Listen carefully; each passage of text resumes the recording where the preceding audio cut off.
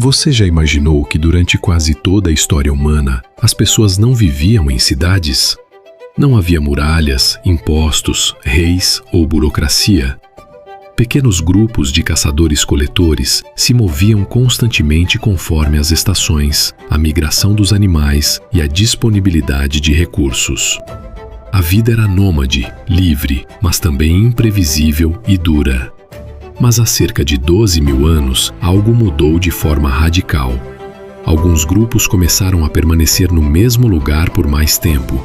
Construíram casas simples, armazenaram grãos, domesticaram plantas e animais e, pouco a pouco, passaram a depender da terra que cultivavam. Esse foi o ponto de virada mais importante de toda a história da humanidade. Esta é a história real do nascimento da civilização humana.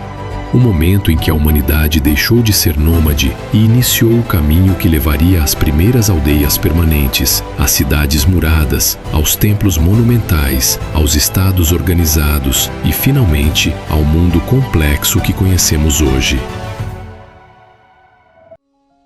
No final da última era do gelo, por volta de 12 mil anos atrás, o clima do planeta começou a esquentar rapidamente. As geleiras recuaram, os rios ficaram mais caudalosos e o mundo ficou mais verde, mais úmido e mais generoso. No Crescente Fértil, uma região em forma de meia-lua que se estende do Egito atual até o sul da Turquia, passando pela Síria, Líbano, Israel, Jordânia e Iraque, plantas selvagens como trigo, cevada, lentilhas e ervilhas começaram a crescer em quantidades nunca antes vistas. Os humanos que viviam ali, conhecidos como natufianos, já tinham dado os primeiros passos. Eles caçavam gazelas, coletavam sementes silvestres, construíam pequenas aldeias semipermanentes e enterravam seus mortos com rituais elaborados. Pela primeira vez na história, a sedentarização começava a aparecer.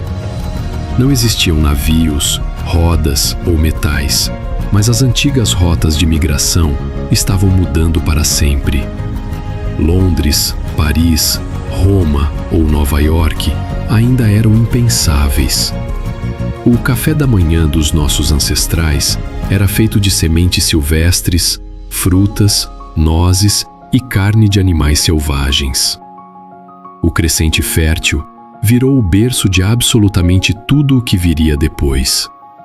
A região inteira não seria moldada por um império ou por uma guerra, mas por um simples grão, o trigo selvagem que, em poucas gerações, se tornaria o sustentáculo da humanidade. Mas havia um limite brutal: o clima. Por volta de 10.800 a.C., veio o Younger Dryas, um período de frio súbito e extremo que durou mais de 1000 anos. As temperaturas caíram, a comida escasseou, os rebanhos desapareceram e a sobrevivência ficou ameaçada como nunca.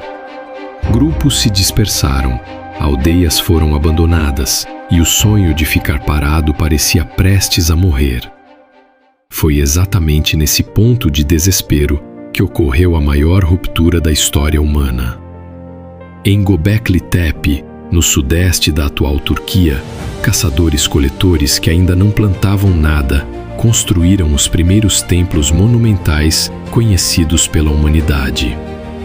Pilares de pedra gigantes, alguns pesando mais de 20 toneladas, esculpidos com leões, cobras, escorpiões e abutres, erguidos em círculos perfeitos, sem metal, sem roda e, pasmem, antes da invenção da agricultura. Daí em diante, tudo acelerou de forma irreversível. Os templos serviram como pontos de encontro para milhares de pessoas, como centros de troca de ideias e de alimentos. A ideia de ficar no mesmo lugar ganhou força irresistível. O solo do Crescente Fértil era fértil, profundo, vermelho e incrivelmente produtivo. Regiões como o Vale do Jordão, o norte da Síria e o sul da Anatólia se transformaram rapidamente. Fazendas experimentais surgiram, Sementes foram selecionadas, plantas foram domesticadas. Em Jericó, por volta de 8.300 a.C., surgiu uma das primeiras cidades muradas da história. Uma torre de pedra maciça, com escadas internas helicoidais, foi construída em mais de 30 anos por mãos humanas. Uma muralha de defesa de quase 3 metros de altura cercava a aldeia inteira. Mas havia um problema enorme: mão de obra. A caça e a coleta tradicional não bastavam mais para alimentar populações que cresciam. A solução definitiva foi plantar. Trigo, cevada, lentilhas, ervilhas, grão de bico. Animais foram domesticados: ovelhas, cabras, porcos, depois bois. O modelo ficou conhecido como Revolução Neolítica. No papel, parecia simples e promissor: plantar, colher, armazenar, repetir. Mas havia um detalhe que mudou tudo para sempre: a dependência absoluta da terra e das estações.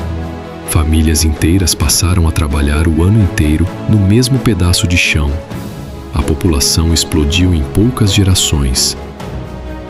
Em Çatalhöyük, na Turquia, por volta de 7.200 a.C., uma cidade de até 8.000 pessoas vivia em casas de tijolos de barro, coladas umas nas outras, sem ruas, apenas telhados usados como vias públicas. Pinturas nas paredes mostravam caçadas, vulcões em erupção e rituais misteriosos. Anos depois, essa tensão trouxe inovações que ninguém poderia prever.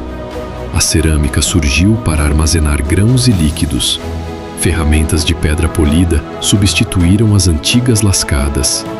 Ideias de propriedade privada, comércio de longa distância, hierarquia social e até desigualdade começaram a aparecer. Os primeiros sinais de conflito organizado também surgiram.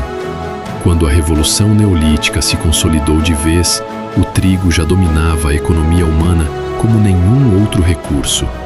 Representava a base de quase tudo que as pessoas comiam, armazenavam e trocavam. Mas esse poder começou a migrar. Do crescente fértil para o Egito, para a Mesopotâmia, para a Europa e séculos depois para o resto do mundo. Enquanto isso, o mundo crescia a passos largos. Jericó deixou de ser uma simples aldeia e virou o maior centro do Levante. Çatalhöyük se expandiu e influenciou culturas vizinhas. Cidades brotaram ao redor de rios e vales férteis, como o Tigre, o Eufrates e o Nilo. Muitas rotas comerciais e estradas de hoje seguem exatamente essas antigas trilhas neolíticas que conectavam os primeiros campos de trigo. A agricultura perdeu sua força de novidade revolucionária por volta de 4.000 a.C., com o surgimento da escrita cuneiforme, da roda e dos primeiros impérios. Mas o que ela construiu permaneceu para sempre na infraestrutura, na organização das cidades, na concentração de poder e até na nossa forma de pensar o tempo e o futuro. A civilização moderna não nasceu de um evento único ou de um gênio isolado. Foi construída ao longo de milênios. Colheita após colheita, tijolo após tijolo, decisão após decisão, ritual após ritual. Hoje, quando você come pão, olha para uma cidade grande, viaja por uma estrada ou paga um imposto, está vendo o resultado vivo dessa revolução silenciosa.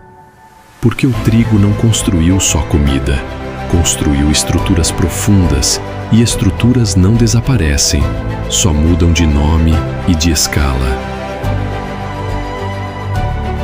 Se essa história te cativou até aqui, você sabe o que fazer. Deixe um like e comente o que achou. E se quiser ir além dos vídeos, tornando-se membro do canal, você ajuda a manter esse projeto vivo e também participa das decisões sobre o que vem por aí. Até o próximo vídeo.